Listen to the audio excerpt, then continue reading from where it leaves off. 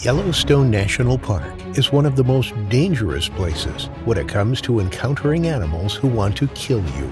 With over 700 grizzly bears roaming the forests, even professional tour guides in the area aren't safe from being devoured by these killing machines. Hit that like button and subscribe right now.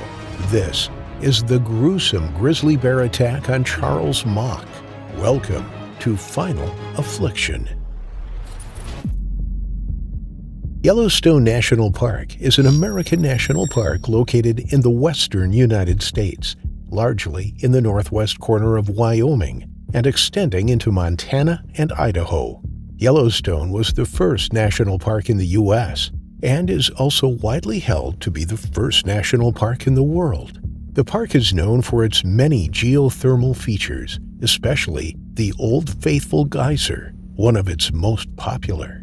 While it represents many types of biomes, the subalpine forest is the most abundant. It's part of the South Central Rockies forest ecoregion, which spans an area of 3,468 square miles. It comprises of lakes, canyons, rivers, and beautiful mountain ranges. Yellowstone Lake is one of the largest high-elevation lakes in North America and is centered over the Yellowstone caldera, the largest supervolcano on the continent. It has erupted with tremendous force several times in the last 2 million years and is overdue to explode again soon. Grizzly bears, wolves, and free-ranging herds of bison and elk live in this park.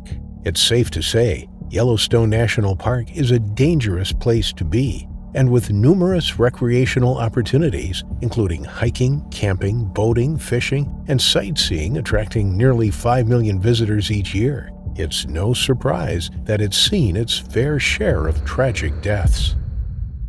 On April 15, 2021, Charles Mauled, who was 40 years old at the time, set out into the park to do some fishing in the place he loved most, Yellowstone National Park. Charles was always an avid lover of the outdoors, ever since early childhood. But out of all places in the world he fell in love with, Yellowstone.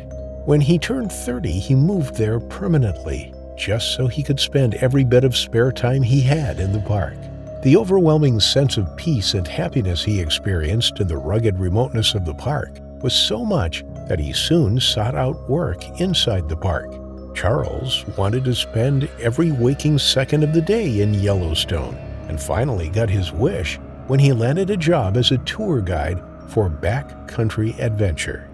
Charles wanted to catch some trout at his favorite fishing spot on the Madison River, deep in the wilderness of Yellowstone. He was aware of the risks and dangers that come with venturing this far into the wild, but had been fishing all week without any problems. It's well known that the presence of grizzly bears is an everlasting threat to the lives of all fishermen, hunters, hikers, campers. Anyone venturing into the wilderness here is advised to carry some form of self-protection, and Charles knew this. He always made sure to keep his pistol and bear spray with him, just in case he ever had to use it. But after a week of fishing, he felt safe enough to leave his pistol at home and only bring with him his bear spray. Charles arrived at the river and began unpacking his equipment from his truck. He gathered his fishing pole, camera, and supplies, and began soaking in the peace that he always felt here.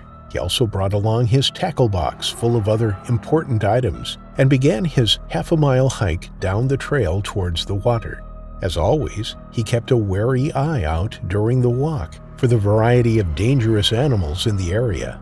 Bison, grizzly bears, and even moose have been involved in attacks on humans in prior years, and that was the last thing Charles wanted to come across alone in the wilderness. He'd had his fair share of bears encounters throughout the years. Charles and his friend Riley had numerous run-ins with grizzlies who had even bluff charged them several times to intimidate them. Luckily, they were always just warnings to scare off the men who, thankfully, were never actually attacked, but a terrifying experience nonetheless. As Charles walked along the riverbank, looking for a good spot to dip his line and snap photos of the beautiful scenery, he unknowingly walked into one of the most dangerous situations he could have found. It was a large moose carcass that looked to be half eaten by a grizzly bear. What Charles failed to realize was that the bear who claimed this food source had already been fighting to defend its food to the point of killing and partially eating another grizzly. It was still enraged and irritated from the fight and watching in the distance. Charles froze as soon as he realized what he was walking towards and quietly scanned the tree line while listening carefully for any signs of the bear. He slowly began backing up the way he came, being careful not to turn his back to the carcass. He knew that if the grizzly was watching it, would be more likely to attack him while his back was turned. All of a sudden, Charles heard a loud woof sound that he recognized as a bear, which sent shivers down his spine. He immediately stopped in his tracks and surveyed the area around him for the upset bear, while simultaneously pulling out his bear spray as a precaution, as he prepared himself mentally for what is typically a very tense standoff. As he searched the brush for the bear, the forest turned eerily silent for a few seconds. Suddenly, the silence was broken by the bear charging toward him. Carl prayed that it was just another bluff charge. Time stood still for Charles as he watched the bear's eyes focusing solely on him as it came rocketing in his direction.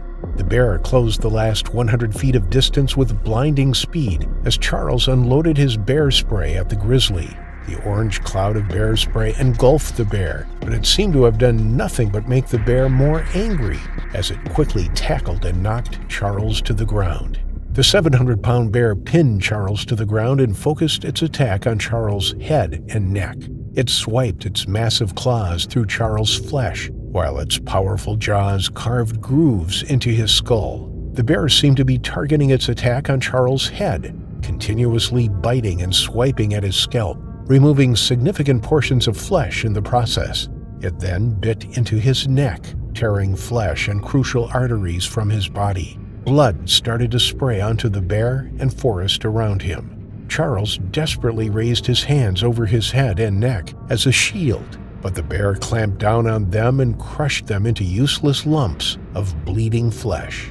Then the bear went in for the kill. It gripped Charles' head in its mouth and squeezed down in an attempt to crush his skull, but only managed to penetrate one of its canine teeth fully through his skull. Now, with a 2-inch hole through Charles' skull, his hands mangled and his scalp torn to shreds, the bear stopped the attack and went back to the moose carcass just a few hundred feet away. Charles was now laying unconscious in a pool of his own blood, barely hanging on to life. He gained consciousness about 10 minutes later, and despite his condition, he was determined to get to an area to reach out for help. He tried crawling, but the pain was so overwhelming he was unable to move. Charles managed to prop himself in an upright position against a tree stump where he slowly searched his supplies with his only useful hand to find his cell phone to call for help. He dialed 911, and emergency responders were immediately dispatched. Charles remained on the phone with 911 for nearly an hour while he waited. He had to direct the officers to his location, somewhere deep in Yellowstone National Park. When they found him, he was still clutching his bear spray can in his functioning hand, despite it being completely emptied on the bear previously. He was stabilized to the best of their abilities at the scene and immediately transported to the Eastern Idaho Emergency Medical Center in Idaho Falls for life-saving emergency medical support. The next day, as Charles and the medical team fought for his life, Montana game wardens approached the area. They made a lot of noise and were very clear in their efforts to run the bear off so they could complete their investigation into the attack. However, the bear had other plans. As they approached the attack scene, it emerged from cover in the same threatening manner as it addressed Charles. The bear's head was low with its ears pinned back in a clear sign of aggression.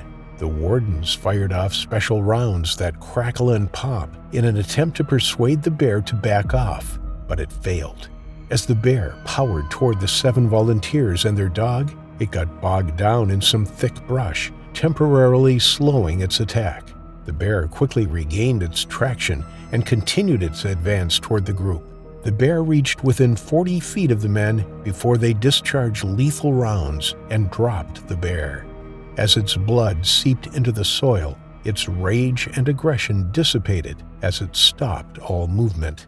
The wardens performed a necropsy on the bear's carcass and investigated the attack scene. On Charles' clothes, they had noted the contents of his bear spray can. As they examined the bear, the same was found on its fur, meaning that Charles had in fact discharged his bear spray successfully. Once the bear had been cut open and the contents of its guts analyzed, the wardens determined that the bear had been feeding on the moose it was defending. They also found tissue from at least one other grizzly bear, confirming that the grizzly bear was previously fighting off other bears in defense of its meal. This is the most likely reason the bear was so aggressive towards Charles and the wardens. Back at the medical center, Charles had 2 surgical procedures in an attempt to save him. According to doctors, the surgeries went well, but sadly, within a few days, Charles suffered a severe stroke and died from the trauma inflicted during the bear attack. West Yellowstone organized a memorial service at the Union Pacific Dining Lodge in town, and his family held their own private ceremony in commemoration of Charles. 2 nights after Charles was mauled, the town of West Yellowstone had another bear visit them. The locals point out that the bears are so numerous that they can hardly avoid run-ins with them. The greater Yellowstone area, which spans portions of Idaho, Montana, and Wyoming, is reported to have more than 700 grizzly bears. Fatal attacks have increased in recent decades as the bears recover from their threatened status. Humans have also begun moving into rural areas more than ever before. Since 2010, grizzlies have killed 8 people. They are still under federal protection in areas outside of Alaska, although recent discussions have begged review of that status. More and more people fear that as long as the grizzlies remain protected, their numbers will continue to rise, increasing the chances of more innocent people meeting their unfortunate final affliction.